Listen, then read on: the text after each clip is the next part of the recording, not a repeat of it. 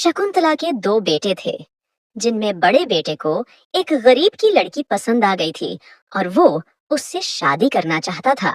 मेरे बेटे ने बिल्कुल वैसी बहू मेरे लिए ढूंढी है जैसी मुझे चाहिए थी।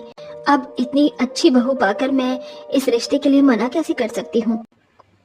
बहन, ये तो आपका बड़प्पन है कि आप जैसा अमीर परिवार मेरी गरीब बेटी को अपने घर की बहू बनाना चाहता है। इसके बाद दोनों अमीर गरीब परिवारों में रिश्ता पक्का हो जाता है और कुछ दिन बाद दोनों की शादी हो जाती है। और शादी में शकुंतला के छोटे बेटे को भाभी की सहेली पसंद आ जाती है और ऐसे ही सिलसिला जारी था। और एक दिन, बबीता, क्या चल रहा है आजकल? तू मेरे देवर के साथ बहुत बातें करती है। मैंने कल भी तुम दोनों को एक साथ घूमते हुए भी देखा था। मैं तो तेरी बेस्ट फ्रेंड हूँ ना, अब क्या तू अपनी दोस्त को भी नहीं बताएगी? शीला, मैं तुझसे कुछ छुपाना नहीं चाहती थी, बस मौका ही नहीं मिला। मैं और अर्पित एक दूसरे को पसंद करते हैं, पर मैंने सुना है कि तेरी सास गरीब घर की लड़की को बहू बनाकर लाना चाहती है, ना कि मेरी जैसी अमीर लड़की को। अब सब कुछ तेरे ही हाथों में है, अब तू ही मुझे अपनी देवरानी बना सकती है। बबीता, तूने मुझे ये चीज पहले क्यों नहीं बताई? अगर तूने मुझे पहले बताया होता तो आज तू मेरी देवरानी होती। मेरी सास मुझसे बहुत प्यार करती है, वो मेरी बात भी नहीं डालेंगी। मैं आज ही तुम्हारी शादी की बात करती हूँ। जब उसे अपनी सहेली के बारे में पता चलता है तो बहुत खुश होती है और उसके बाद वो अपनी सास से दोनों के रिश्ते के लिए मनाती है। कुछ समय बाद उन दोनों शादी हो जाती है और आज उसकी पहली रसोई होती है।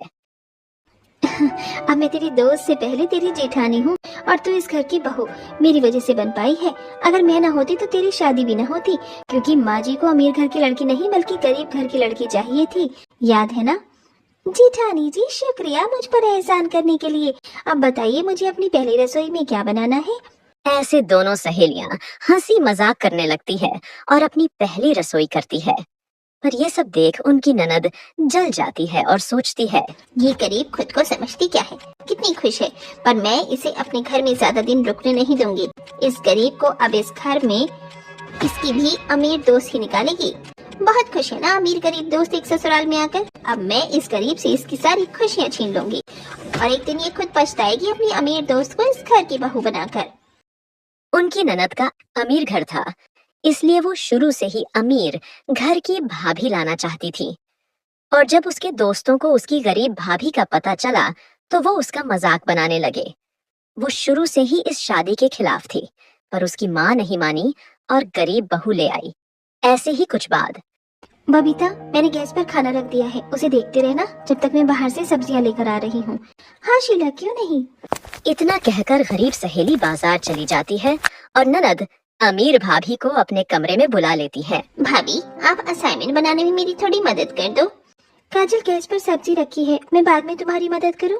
भाभी, वो मैं देख लूंगी, आप प्लीज पहले थोड़ा काम करवा दो। आपकी हैंडराइटिंग अच्छी है और आप क्यों अपनी जेठानी की काम करती रहती हैं? शादी के बाद वो आपकी दोस्त नहीं बल्कि जेठानी बन चुकी है। अब आपको तो कुछ नजर ही नहीं आता। तुम ऐसा क्यों बोल रही हो काजल?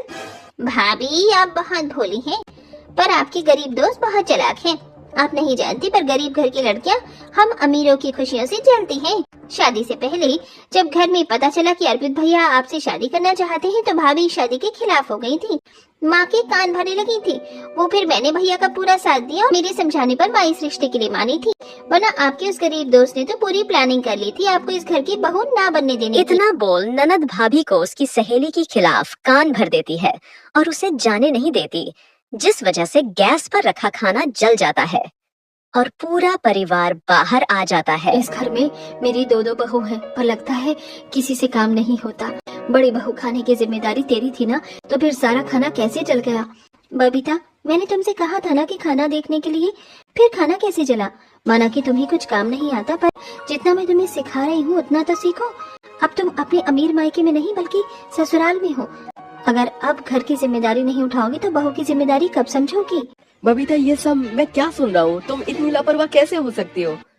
उसके बाद सभी परिवार वाले अमीर बहू को ही सुनाने लगे, जिस कारण वो गुस्से में आकर सभी से नाराज हो जाती है और अब अपनी ननद की बातें सुनकर वो अपनी सहेली से दूर रहने लगती है।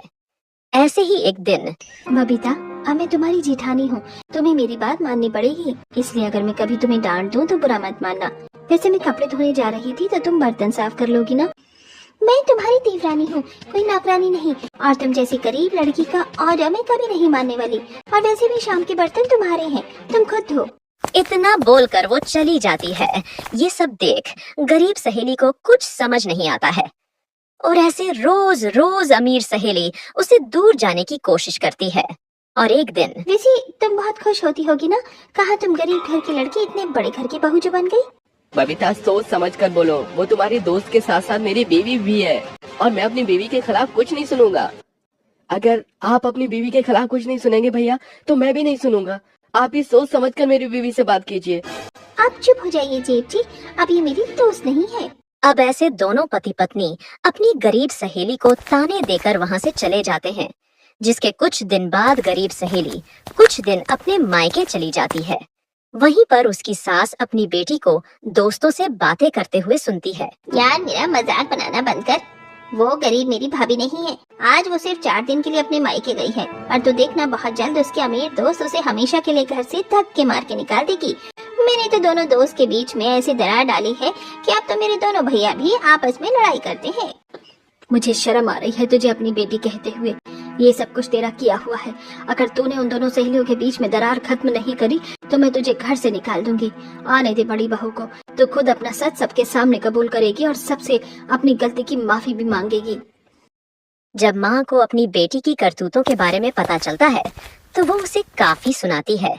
और वहीं दूसरी तरफ गरीब अपने जा रही थी तो रास्ते में उसे अपनी सहेली के पिता मिल गए हो। वो उन्हें तुरंत हॉस्पिटल में ले गई। उसके बाद वो अपने घर नहीं गई और हॉस्पिटल में उनका इलाज करवाने चली लगी। फिर 2 दिन बाद जब उसके पिता को होश आया तो बेटी, मेरी बेटी भी मेरे लिए इतना कुछ न कर पाती जितना तुमने किया है। पर मेरी बबीता कहाँ है? एक बार उसे बुला ले।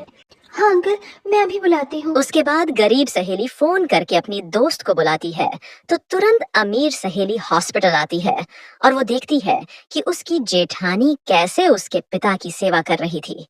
तो वो सोचती है, वैसे तो ये ससुराल में मेरा बुरा चाहती है और यहाँ मेरे पिता का इतना ख्याल रख रही है। आखिर ये चाहती क्या है? इतना सब देखकर भी उसका मन नहीं बदलता और वो दोनों अगले दिन अपने ससुराल वापस जाते हैं जहाँ उसकी ननद दोनों से माफी मांगती है। आप दोनों मुझे माफ कर दो। आप दोनों के बीच में आज जो दरार आई है वो सब मेरा किया हुआ है। मैंने ही बबीता भाभी को शीला भाभी के खिलाफ भड़काया था क्योंकि मुझे शीला भाभी नहीं पसंद, क्योंकि उनकी वजह से मेरे दोस्त मेरा मजाक बनाते थे। काजल, तुझे शर्म नहीं आई ऐसी हरकत करते हुए? तेरे दोस्त तेरा मजाक बनाते थे सिर्फ इसलिए तूने 2 दोस्तों के बीच में दरार डाली थी और साथ ही साथ इस घर की खुशियों को रौंद डाला। इसमें सिर्फ काजल की गलती नहीं, गलती मेरी भी है। शीला मेरी बचपन की दोस्त है। मुझे काजल की बात पर विश्वास ही नहीं करना चाहिए था, इसलिए मुझे माफ कर दे शीला। नहीं बबीता, गलतियां तो इंसानों से ही होती हैं और हमारे बीच की सारी गलतफहमियां खत्म हो गई हैं। मेरे लिए यही काफी है। उस दिन के बाद दोनों सहेलियां पुरानी बातों को भूलकर एक साथ हो जाती हैं और अब पूरा परिवार पहले की तरह खुश रहता है।